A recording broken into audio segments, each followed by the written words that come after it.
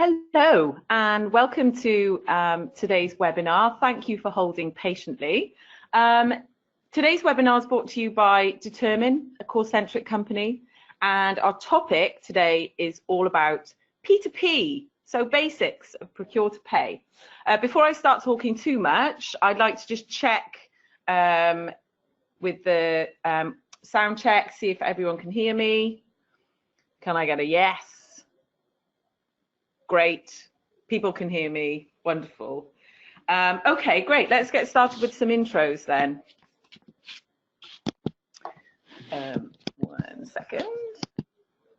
Okay, great. So I'm Sophie Pope. I'm the Sales Director for the UK and Nordics for Determine. And I'm joined today with my esteemed colleague, Ollie Young, who is our Senior Solutions Engineer here at Determine as well. So you can have a look a little bit more about us on LinkedIn, of course, but essentially we've both been in procurement for our entire careers.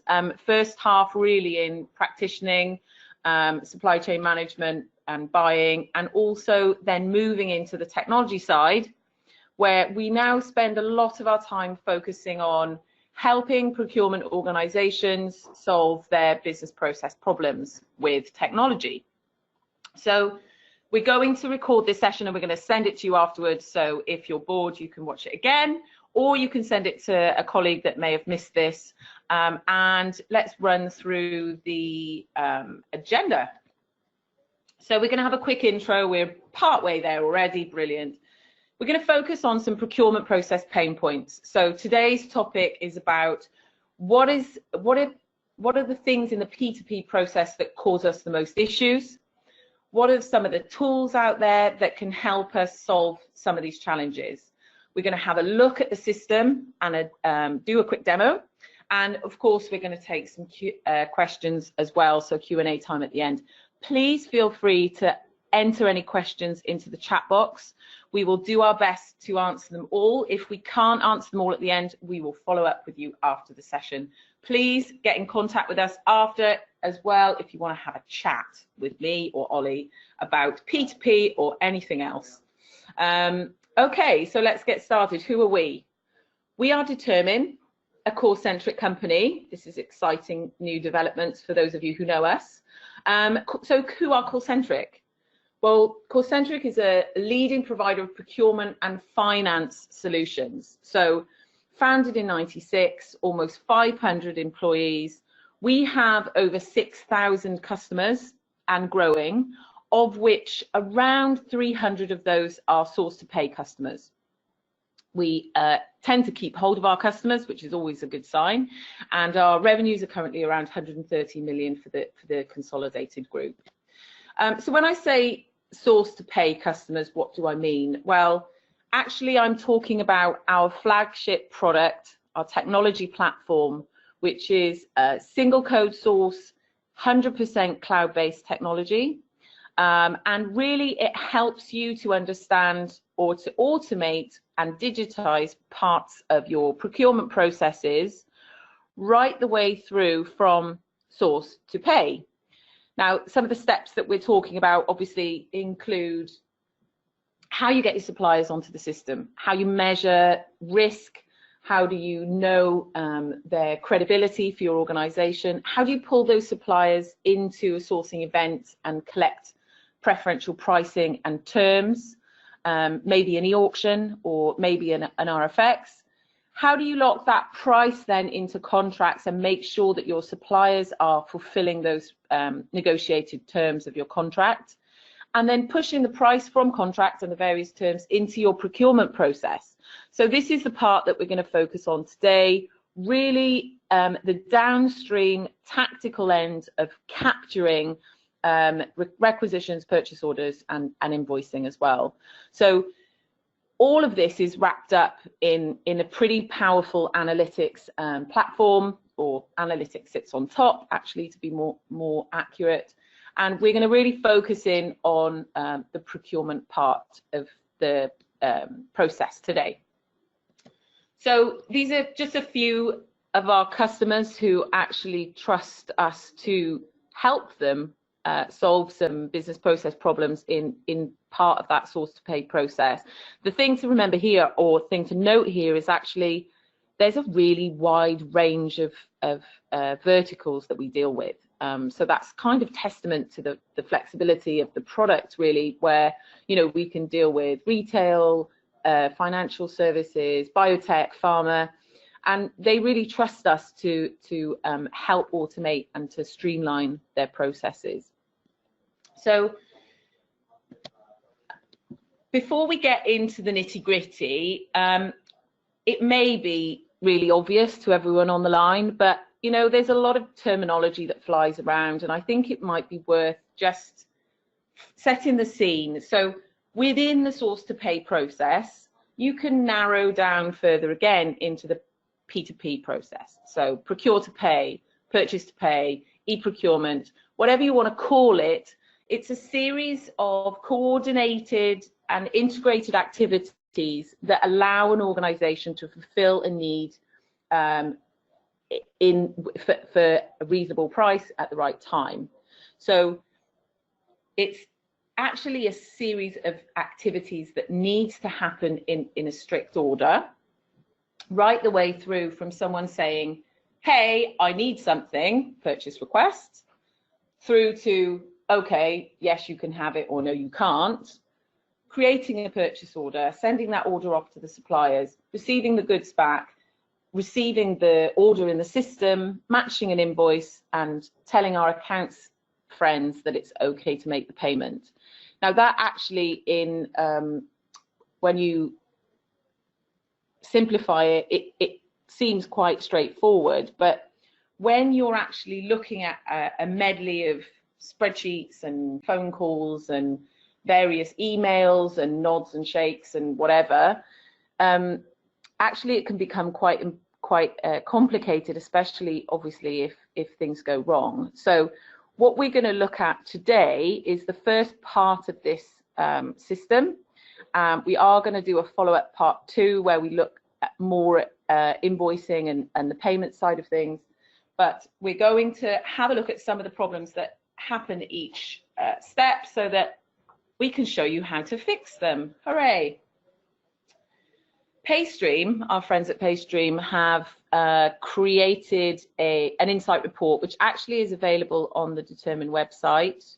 And this is really interesting because they surveyed over 400 organizations to really find out some trends in challenges for procurement organizations. And the top thing that still was coming out for those who didn't have an e-procurement system was that procurement processes wildly differs from department to department, location to location.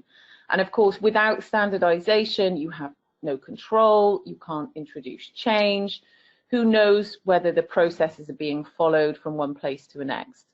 Another top one was outdated technology. So a lot of people have P2P technology now, or e-procurement technology, but maybe they have a homegrown system or disparate systems that don't speak to each other, or in fact have just extended their ERP, which we all know was not designed for procurement purposes. Another worry for 10% of the people surveyed was that off-contract, off-budget spend, it's very difficult to manage after the horse has bolted. You know, how do you capture that spend before the goods arrive? Too much paper is being used. I think that goes without saying is still the case, but it has actually dropped in terms of the impact. And people are still using disparate systems. The requisition and approval process still being convoluted, unclear, and complicated to administer.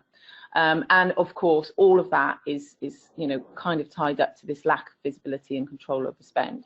So those are sort of very broad strokes as to things that are troubling our procurement organizations. What we can do as a logical step is to look at the technology that's out there and look at the process step by step so that we can understand how we can solve some of those problems in a real you know, in a tangible way.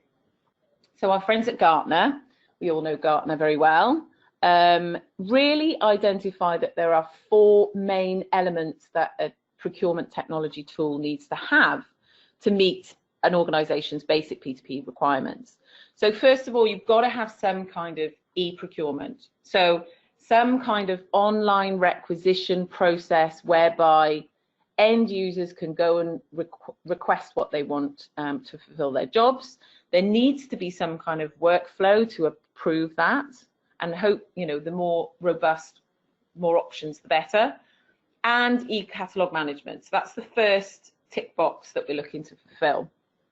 Second one is simply a purchase order to invoice match. Those of you familiar with accounting, obviously there is a 3-way match available, but the basic would be PO to invoice matching, and a process for dealing with non-matching invoices or sending stuff back.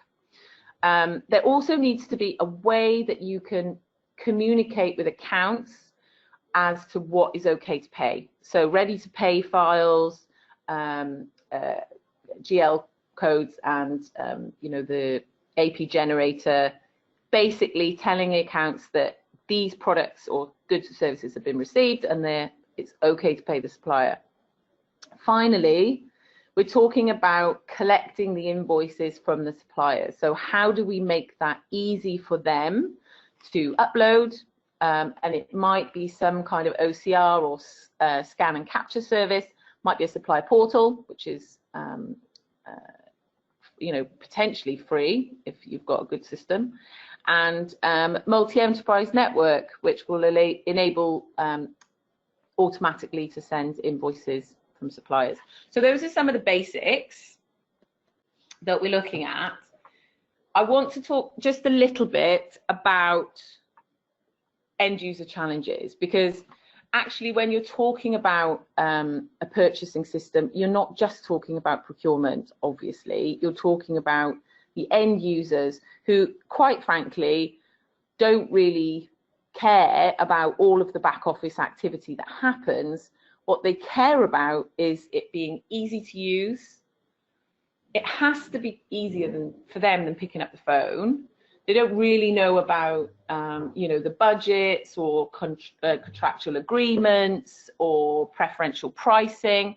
What they do want to know is have visibility on when the product's going to be delivered, and for processing order times to be as quick as possible, because the longer lead times or the more hands that you know, pink slips pass from one person to another, the more errors they're going to introduce, and that's going to affect their day-to-day job, which is not actually ordering stuff. It's, you know, this guy's sitting in a car shop or whatever he's doing. So some of the solutions that we really want to offer, I guess, is you need to have catalogs that are going to be intuitive and that people will be pointed to what they want. So everyone's used to buying things with various e-commerce platforms, Amazon, Google, etc. You do need to emulate things that people are familiar with so that they intuitively know what to do. So you've got things like comparison features, you can mark favorites, you know, your recently viewed, or ratings. Everyone loves a good Amazon rating. And really just have easy to use elastic search criteria, so they can see where their order is. They know that it's, you know, they don't have to pick up the phone to bug purchasing, and you know, there's less errors really. So what they care about is just making it super slick and really easy to process. Just as a kind of a sort of final thought on end users, as I said, the name of the game is make it so easy that people don't want to pick up the phone and just go off catalog, or, you know, that dreaded maverick spend. You have to make it so that it's very few clicks, intuitive, and so that someone who doesn't actually go into the system all the time can just pick it up very easily. So that's end users. We're going to look in the system shortly at how we do that. This is my favorite bit because I'm still procurement. But what are the problems that are faced by procurement really when it comes to this downstream P2P process? Well, I think it's something like 41% of people surveyed in the PayStream report actually mentioned that there is a single point of contact for budget and contractual spend checking of POs against what you've already agreed. And that, you know, is ridiculous if you've got someone who's in control of checking the POs every time. So all of that takes a lot of time. You know, it takes a lot of time to maintain catalogs yourself. It takes a lot of time to answer phones and chase orders or have other people chasing orders. You know, and as soon as someone doesn't see a catalog item that they want, they're going to pick up the phone and go maverick again. Plus, we spend all our time, potentially tendering things and going through these robust sourcing experiences to negotiate pricing, and then if no one uses it, that's all just such a waste of time. Not to mention audit time, which everyone loves. So some of the things that we can introduce to alleviate some of those pain points, and mostly it is about time saving really. So seeing the 360 view of your requisition, your order and invoice in progress, where it is, you've got, you know, seamless visibility of both internal and external, you know, punch out catalogs. Punch out catalogs, for those of you who don't know, is basically where you link directly to the supplier's website and they can maintain those catalogs for you with your negotiated pricing. So you can take away all the admin around that checking. You know, you can have reviews of the requisition to flag if things are off contract or off budget. You don't have to waste time reconciling orders against contracts. And we can make suppliers maintain their own catalogs, which is nice, because then you don't have to do the work. A couple of points that we're going to look at in slightly more detail are purchasing contracts and RFQ solutions. So, and in what we offer is, as part of your P2P process, you can capture budget information and even procurement terms as part of your P2P process for these different types of contracts. So you can create a contract and its terms up front, and then you can pull orders against blanket or recurring contracts, or even lock them down with catalogs and version control. If they're not on catalogs, you have got the option very easily to create directly from your requisition an RFQ. So I'm not talking about the big 7-step strategic sourcing process that we also provide and we all know and love, but this is more about creating a quick rec to RFQ. The system can send it out to identified suppliers of a particular commodity, get the pricing back, compare them, and even give you a very clear indication of the best price option. So you can reduce maverick spend from off catalog items, and you know, and it's all kind of part of the process. So you can always see where you are in the process. So this is a quote from one of our customers who actually had like a huge mess of contracts, and it was impossible to manually match each time. So you can monitor your spend, you can capture the budget, you can flag things that are off budget or out of contract even before they happen. And it really just gives you that control to be able to see what you're spending before it's spent. We're going to talk a little bit about purchase orders, and then as that's the next step in the process, just a few things that you can do, which are kind of above and beyond what you would expect, but some of the things that we like to talk about. when you've got your requisition coming in from your end users, you can split them automatically into multiple POs. But importantly, you can also consolidate different recs into one PO. So consolidation is a big time suck and generates a huge amount of cost for an organization. I think the cost of a PO for an organization without e-procurement is something like £72. And with a cloud-based e-procurement tool like ours, you could probably be looking at about £24.50 per PO. So it's quite a significant saving.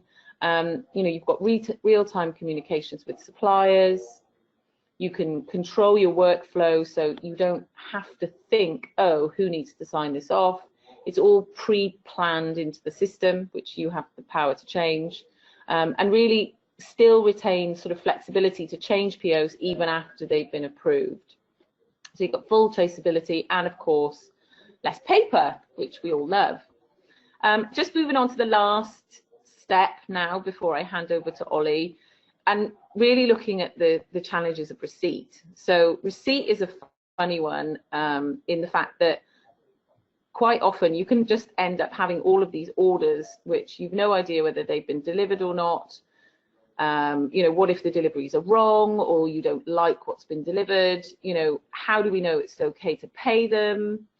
And importantly, how can you have any conversations with suppliers about performance if you don't have the facts about what's been delivered and when? What we do,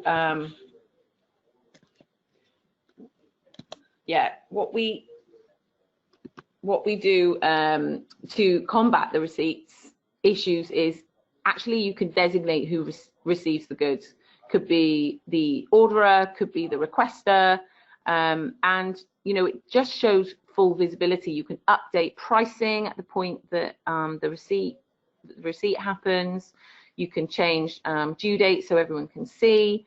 You can have auto receiving and dispute management. So it's really quite a lot there in terms of sort of day-to-day stress that can be removed from your plate. And just to kind of sum up before we'll have a look at the system, the important thing about the first steps of Procure-to-Pay is the volume of transactions. I mean, you could be looking at hundreds of interactions every day where, as I say, if everything goes smoothly, spreadsheets might be fine, or your homegrown system might be fine. But when you start dealing with the nuances of each delivery or each order, and you multiply that out as you grow as an organization, it's huge, and it could be a huge time suck. So if you do look at introducing an e-procurement tool, you can certainly save a lot of time for both end users and for your procurement teams. And with that, we're going to look at the system and just show you some sort of basic use cases of what we've been talking about. Yeah, thanks, Sophie. So my goal in this part of the webinar is to give you an introduction to the Determine platform and also how it helps simplify the purchase to pay process. If we look at the slide that's just loading up on screen, what we really get a flavour is that there are a lot of steps involved in the P2P process. This goes all the way from the way we onboard, we request, all the way through to the ultimate matching and payment of an invoice. The objective when we get into the system in a moment is to show how these many steps can be simplified and managed within the Determine platform. Now, as we saw from the page stream slide presented earlier, there are many challenges that are facing organisations. And we're going to have a look at how the system helps with those challenges and also with some of the automated steps within the P2P process. Now, if we break these challenges down into broader themes, we can classify them as essentially creating visibility at all stages of the P2P process, managing process compliance and consistency, and also driving efficiency through the implementation of technology. Now, to bring this slide to life and also how to address the pay stream challenges, I'm just going to introduce you first into the Determine platform. Now, when we saw, as was mentioned earlier by Sophie, when we talk about the Determine platform, this is a full SaaS solution. It covers the entire source-to-pay process. It is available on all PCs, laptops, phones, tablets. It's also got its own iOS and Android app, and it's got a dynamic interface that adjusts to the screen resolution, so it can be used on many different versions when people are either in their office or whether on the train, on whatever format they want to use. The goal with the platform is that it is designed to make it easy for users to be able to identify two things: what they can and can't do, and what they can and can't view within the platform. And then following on from that, what they need to do to manage that request as efficiently as possible, enabling the continuation of the process, allowing the next person or the next step to be concluded. Now, today we want you to see two areas. There's one which is a simple request that shows the typical requester user experience.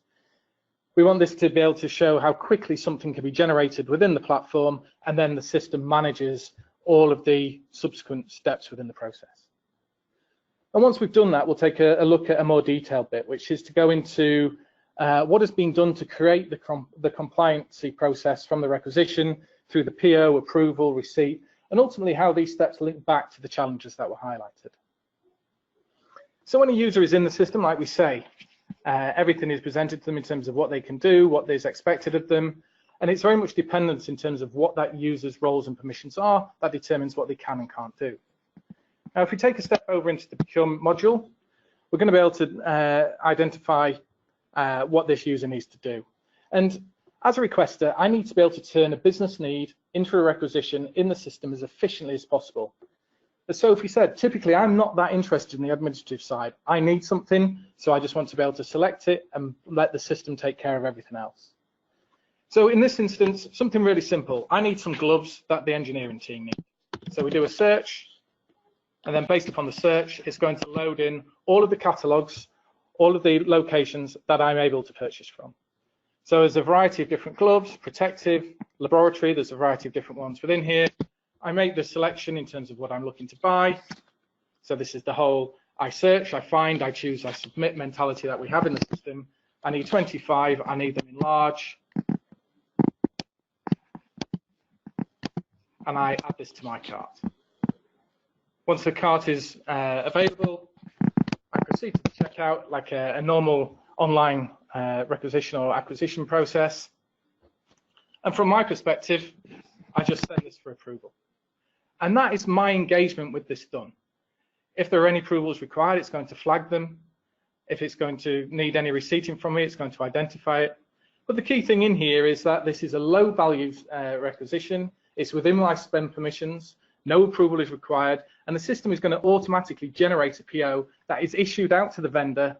And once delivered, I can go into the receiving process and confirm that the goods have been received or the service has been delivered. And that's a very important step. Once it's been received, we can then enter into the invoice part of the process. Now, I wanted to show you this sort of quick and dirty interaction. This is just to demonstrate how efficiently users can start the procurement process. This should not be complex. I need, so I search, I find, and I submit. That should be the interaction that most users are going to have within the system. If we make it simple, we're going to see increased compliance, and that's by increased adoption because people find it easy. And that's the whole goal of what we're trying to achieve here. Now, just jumping back over to the homepage here, the second part of what we want to have a look at is a little bit more detailed. This is where we're going to break that simple request to receipt process down in terms of the challenges posed by PayStream. We're going to have a look at the catalogs, we'll run through an approval, the automated PO creation, receipt, and then ultimately some reporting. Now, when we talk about starting at the catalogs, the requisition page, so this is the page that we're going to load and will be on the screen as I just talked through a few things here. During the configuration and the implementation of the platform, a lot of work is done to help organizations, whether they be simple or complex global organizations, manage a consistent user experience. Whether I'm logging in on the West Coast of America or in Hong Kong, the experience should be the same. I need to be able to find something and then go through the process to enable it to be bought by my organization. When we talk about this, it ensures the user setup is defined by wherever the user is located, and then predefined access and approval rules by the business unit or other location-specific criteria will enable me to buy certain things. The user only has access to buy the things they are allowed to, and this is governed by user permissions, their place in the organizational hierarchy, and also we could look at things like spend limits that are defined for that specific user. Once those rules are in place, we can link additional rules to the requisition, such as what commodity is it, what cost center, account, or budget allocation is associated with it. And that approval, or the information there, defines the approval routing, whether it needs no approval, a single, or a multi-approval process to help it progress forward. So that's all well and good. Let's have a quick look in here. Variety of catalogs. All of these are defined by things that have been bought, been negotiated, linked to contracts, all of the associated different ones, punch outs, preset kits. We're going to have a look at those in a little bit more detail in a moment, but the first thing that we just want to have a quick look at is how do we manage those scenarios where items don't exist or it's a new need that has been identified. So off-catalogue requests will always exist. There's always going to be those occasions where we need them. And we can define in here the associated information around what that off-catalogue request is. Now, to maintain this level of process control, we can then start to apply specific rules to capture and manage this off-contract spend. These rules could be used to send the request to a category manager or a buyer, and it will be their decision, as touched on earlier, to define whether they need a sourcing event to help identify which vendor it should be, or whether we have an existing agreement in place which allows us to buy those items from an existing vendor that we have. And when we start to talk about that, we want you to have visibility in terms of what's going on. So if I go to my requisition repository here, you'll notice that everything has a status. And one of those that is down here is in the for quotation process. And what we see is it was requested, it's been approved, but it is now in an RFP. We can link it to the sourcing event. We can see the specifics around what that purchase is required to be, and also any approvals that have taken part. So even if we want to class that as maverick spend, ad hoc, off catalog, we can still put processes in place to help you manage these key control of these key areas of spend. One of the other areas just that forms part of this, we just touched on briefly as we went through, is the punch outs. Now you may have existing relationships with a variety of vendors where they are managing catalogs on your behalf. That could be things like Staples for stationery, it could be CDW or Grainger for more MRO, or it could be with Microsoft for IT specific hardware, for example. But the key goal is that you can use these punch outs where it's appropriate for specific categories to ensure that you're buying at the right items from the right supplier at the right price in the right currency, all of those compliance type things. The user experience is the same. Whether we are making it from an internal catalog or a punch-out catalog, the request is made in the associated catalog, and then all of the approval, the PO, the receipt is all managed within the Determine platform. The second area is just looking in here is at preset kits. For further compliance and control, what we look at Determine is providing these which consolidate regular items that you use for specific activities. Great examples would be things like an employee starter kit, so they need a laptop, a phone, some marketing materials, some business cards. We can consolidate those. We could also look at things in the construction industry if it's a new store build or a refurbishment. We know that for a certain environment, we're going to have preset kits which are going to contain a variety of information that allows us to then purchase them as a batch, and it will issue and create all of the POs associated with it. So just to help the flow of what we're trying to achieve here, I'm going to just make an additional requisition here, which is then going to allow us to get into the approval side and see what else goes on from a receipt and PO perspective. So I'm going to look within a specific item here. So we want to buy a Surface laptop. Common experience that all of the areas we'll look at. We can search, and then define upon what we've got within catalogs, we'll be able to see the item in front of us. This is governed by the invoicing company I work for, where I need it to be located, where I need it to be sent. And once I select the item, I can define how many I need. And then from there, the system is going to work out what the approval routing is and who else needs to be engaged in this process. So add into the cart, like we saw earlier, it's going to put the items into the cart. I'm going to be able to proceed to the checkout, and then submit. And what we're going to be able to see in here is a variety of pieces of information are going to trigger an approval. So I'm going to send this approval out, and this really opens up the compliance and control element from an approval perspective. So just to introduce approvals within the platform. Within Determine, we can do the approvals at a requisition, PO, receipt, or invoicing part of the process. This just means that we're going to have be confident that compliance and audit traceability around the spend can be shown at any point in the end-to-end process. Approvals can be managed on any device via an Android or iOS app, and people are going to be able to see the status of every single item within the system that needs approval.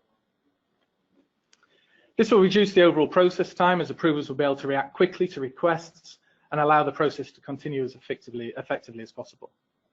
Now, with this, we can see here that it's gone to Mike for approval, and it's also notifying some other users within the system. So if we jump in as Mike within the system, here is Mike.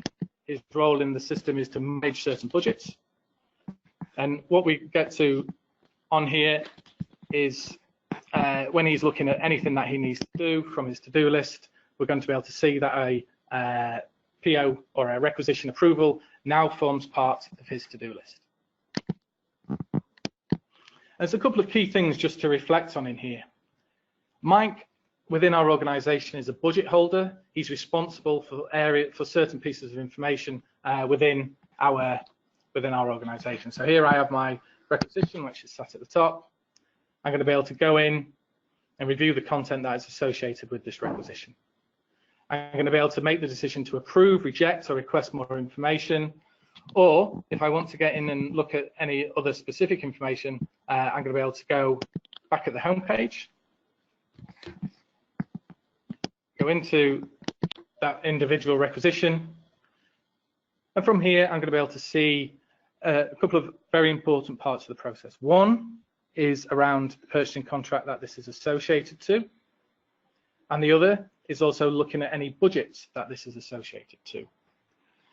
Now, we can trigger approvals on any piece of metadata, but also we can link it to these specific budgets and contracts. We negotiated with Microsoft a $100,000 hardware contract, so we can monitor what has been spent against that contract. And also within a part of the wider IT hardware and IT budget for 2019, we can see whether it's impacting the upper limits of those budgets and giving Mike the confidence to approve this and allow it to progress forward, knowing he is not impacting on these two areas. Mike sees his approval, he makes the decision to approve, and the neat piece in the process here is that once Mike has made this, we are automatically creating a PO which is going to be sent out to the vendor. Now, if we log in on this side as the vendor, what we're going to be able to see in here is that additional POs have now hit my process list. We'll be able to hit the top one. And what we're looking for the supplier to be able to do, and it's important just to mention here, there's no cost for the suppliers to be able to access the system. They're going to be able to come in, review the content, and acknowledge whether they are going to, or acknowledge their intent to supply these goods or services. When we acknowledge, as a vendor, it's going to push it through to the point where the next step in the process, when we load in, they're going to be able to accept. And from here, this is going to build up the content that they are going to, or allow them to determine when they're going to send the information through and in terms of delivery date. So I select a delivery date for later in the month and done.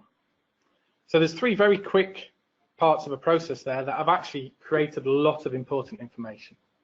We've done the requests based on catalogs, we've had approvers make sure that it's compliant, and now it's gone through to the supplier who have acknowledged that they can deliver this. The important piece in here is for the next part of the process, if necessary, they can use this content to create the supplier invoice to enable the matching in the future. Now, just back over in at the buyer as the initial requester, if they're in a position where they know that the 5 laptops have been sent in, they're going to receive notifications, and they're going to be able to acknowledge that they've received the goods. And while this is loading in, at Determine we really view the receipting part of the process as a really important part, because this is where we can start to kickstart the invoicing and ultimately payment process. But what we started to do is create a link. So we have this is the requisition. We now have a link PO. We can go into that link PO, and from here we're going to have the ability to say, yes, we've received the items that we were expecting as part of this. This can be routed to the requester. It can be routed to other users within the platform, and they're going to be able to say, I've received on full receipt, partial receipt, I can put it on dispute, I can do goods returns. All of those types of activities are going to be able to be managed in here. And once it's gone through the final receiving step, this is where it's going to start to do some other clever things within the system. We've done some work in the background to identify laptops as an asset within the system. So it's going to create an asset log and link those items to an asset register or anything that you might choose to track those things in. So we can see the information in here. We now have 6 assets that we can allocate and manage within the system. So it's not just giving me compliance in terms of the upfront spend, but giving me compliance in knowing where these materials or these assets are being sent to within the platform. Like I said, the receipting process is incredibly simple, but the output of the receipt is very important at the end. As at the end of the receipt process, it's one of the ways that we start to do the invoice matching and that important part of the platform where we integrate out to the ERPs to allow payment. The final part of the jigsaw, just to have a quick look at here in the demo, is around reporting. Now, when we talk about reporting within the platform, what we're really driving at is increased visibility to show that processes have been compliant, spend is in the correct areas. And what we really try to get to is, as part of the implementation, is to identify that when you're implementing a piece of software like this, there's a huge amount of return on investment expected, and the reporting is a critical part of showing that. At Determine, we use 2 different approaches to reporting. There is one which is going to look at individual reports, and these are going to be specific for users who have specific actions in the system to maybe monitor certain types of spend or certain activities that are going on. So a useful example would be something like the reconciliation report. So the ability to see by each individual request where it is in terms of the state of its PO, its requisition, its invoice, what's been paid, what's waiting to be paid, all of that key information. And we can configure as many of these different reports as necessary to support your specific use case. The second option that we look at from a reporting perspective is about consolidating these individual reports and also a variety of specific system-based KPIs, so managed spend, catalogue versus off catalogue, KPIs that already exist within the system. We use these to help generate dashboards which give a full view as to what is happening to different processes within the system. So, for example, if we look at PO analytics or requisition analytics, we're going to have a variety of reports that are in here with a variety of filters to allow us to drill down and understand exactly what is happening with our POs, exactly what is happening with our requisitions, and then we can start to overlay on top of this things like financial analytics, which is going to then bring in what has been paid, what is waiting to be paid, when we talk more on the invoicing side later in the process. But one of the main drivers, one of the main goals we have in terms of delivering the reporting is to be able to give you some visibility. Maybe it's high-level spend analysis. What have you been spending on, by which categories, by which suppliers, which invoicing companies, giving you that high-level information to allow you to start to look at where potential challenges or potential savings or potential value can be found within your purchasing estate. All we would finish on reporting is just to say we really do think it's a key consideration when implementing the P2P or S2P type project. We invest a lot of time during the implementation process to understand what your specific needs are, and then that enables us to create specific reporting suites that can be developed for each specific customer. Now, in terms of what we wanted to show from a system perspective, we've deliberately kept today's demo at a high level. There's a lot of functionality we can dive into in the future, but just wanted to give you a flavour in terms of what we can do. So I hope that this has given you a snapshot of what Determine's capabilities are, and then from there, if you've seen areas that you think will add value to your organisation, we encourage you to make contact with Sophie or myself and take the time for a more detailed demo at your convenience. I appreciate your time and attention. I know it's been very fast-paced, but I just wanted to make sure you got that initial introduction. And at this point, I'll pass control back to Sophie to manage the end of the webinar. Wonderful. Thank you, Ollie. Yes, and as I mentioned earlier, there's going to be a part 2 where, for those of you who just can't wait, we're going to talk about invoicing. So it's the second half of the process, and you know, obviously massively important because you need to pay people on time and pay the right people. So in terms of the sort of end of the session, then we have had a few questions that have come in during the session, and I will just read some of them out. Okay, so in terms of implementation, what would your key success factors be? Well, shall I take that one? Yeah, okay.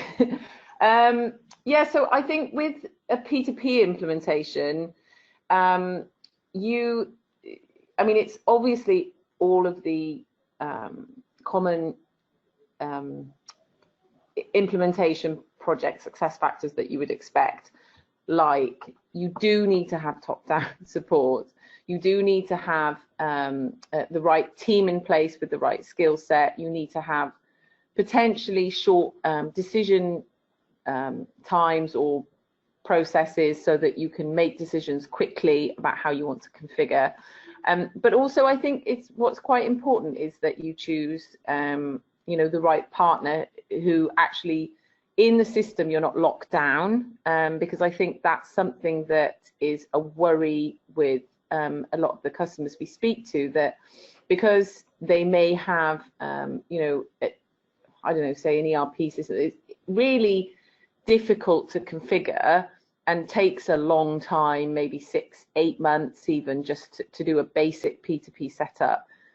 You do need to have a system that is more self-serve in terms of you being able to create your own workflows, understand how to manage your master data, change things in terms of your organizational structure. So you need to have a system that actually is quite flexible, because no one's setup will be the same now as it will be in three years' time.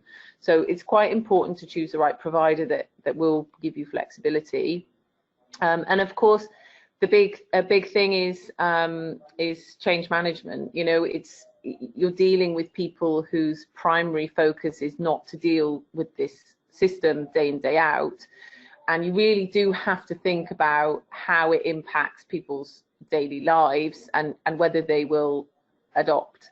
Because if you don't have adoption, you know, you could spend all the money in the world on a system, and if no one is using it, then it's a complete waste of time. So kick off with a pilot use case, or a small subset of people that you know are going to have going to be able to give you feedback, and you know, maybe tweak it as you go along. It's not necessarily going to be one hit straight away, and you know, you do need to have that flexibility and that time to kind of recalibrate if things need tweaking. I don't know, new additional catalogs, workflows, that kind of thing. Just don't make it too complicated to begin with. Just start with something quite simple, you know, test the waters, and then kind of make sure that you have, I guess, review points, like every 6 months, you know, to speak to the people. Well, you'll see from the system whether they're using it or not, but speak to the users and see how you can make it better if there's any pain points for them. Okay, another question. What are the typical integrations that you would see? Do you want to take that one? Yeah, so I mean, typically at the end of the process is the integration out to the major ERPs in terms of managing the payment side of things. So we have standard connectors to the likes of Oracle, SAP, Sage, and some of the other Infor and the Unit4s out there. So there's a variety of different standard connections that we have. There's also the potential to create bespoke integrations depending upon what your organizational needs are. And also we tend to see some integrations up front, which might be in terms of to a supply network or things like that. So there's a variety of different ways We've got different types of technology to enable us to create the integrations, whether it be through APIs, whether it be through flat files. There's a variety of different ways of conducting those integrations. So typically there's a scoping exercise. We do that as part of any RFP or sort of general scoping that we do as part of a project, and from there we can start to understand exactly how that integration would work for your specific use case. And I think this is probably maybe more for the topic for next time, but you know, some people say, okay, well, how are you going to send your POs out, or how do you know when your invoices have been paid? So you bring that back into the system to match against the POs. We have something called the AP generator, which basically at any point in the process you can create accounts payable ledger, which means that instead of having to push all of the individual line item numbers in and out, you can generate a ledger in the system, and then that can be exported. So it sort of streamlines that end process where you send the information that to your accounts team to pay suppliers. So that's pretty good, because it means that, especially if there's an audit or at any point in the process you need to have a look at you know, that ledger, then you can do it within the system rather than have to extract POs, import again, you know, export, import when invoices have been paid, etc. So yeah, typical integrations, supplier side, if you've got, depending on where your vendor master data is, that's a really important one, because you have to keep the system in sync with your clean master data, and users potentially as well. So when we're talking about P2P, for those of you familiar with sort of upstream procurement processes versus downstream, the user number is huge. So you could be looking at, I don't know, 2,000-3,000 users across the organization, versus when you're looking at a sourcing or supplier management module, it could be, you know, 10 to 50. So when you're talking about that level of users, you need a couple of things. One of them is an easy way to manage those users in and out of the system. People leave, people move around. You know, you've got to make sure that the data security is really locked down, so people don't have access after they've left, etc., or access to stuff they shouldn't have. And the other thing you need is scalability for pricing, actually, because if you've got loads of end users in the system, you don't want to be paying the same price for an end user license that you would for an admin license, because it just becomes unmanageable. So you know, we have different pricing options for like end user licenses versus admin licenses, depending on what they can do in the system. So you could scale, you know, for an organization like a retail organization, you might have thousands of end users, requesters, approvers. So you need to be able to have them in the system, but it, you know, it needs to be manageable from a cost point of view. And that wasn't even the question, but I'm rabbiting on. I think that's what we have time for today. If there are, we've got another couple of questions that I'll take offline because they're quite specific. So and I'll ramble on. But if there are any more questions you have, or you would like to have a chat to us, or you would just like to have a look at other parts of the system as well, please let us know, and we'll come and see you and maybe have a chat. Okay, thanks a lot, guys, and have a lovely Tuesday.